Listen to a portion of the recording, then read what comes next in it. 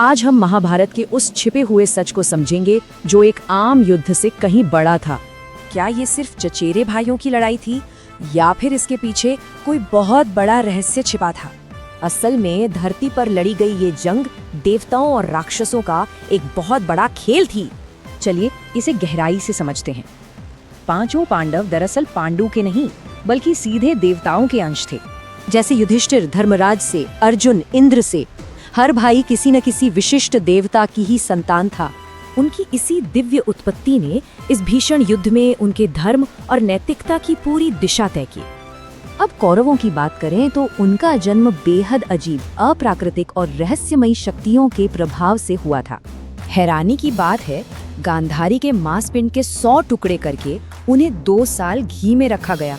जन्मते ही दुर्योधन गधे की तरह रेंकने लगा। तभी ज्योतिषियों ने उसके कुल नाशक होने की डरावनी भविष्यवाणी कर दी थी।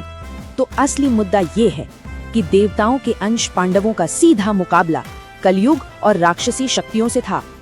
ये ब्रह्मांडीय खेल सिर्फ इन भाइयों तक ही नहीं था, युद्ध के कई और महान योद्धा भी अलौकिक थे। सूर्यपुत्र कर्ण से लेकर वसु अवतार भीष्म और द्रोणाचार्य तक लगभग हर बड़े योद्धा का असली रूप अलौकिक था।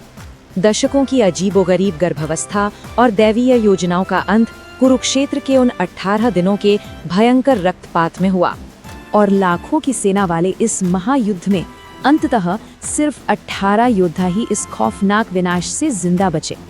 अगर ये सब सिर्फ देवताओं और राक्षसों का खेल था तो क्या किसी योद्धा की अपनी कोई मर्जी थी?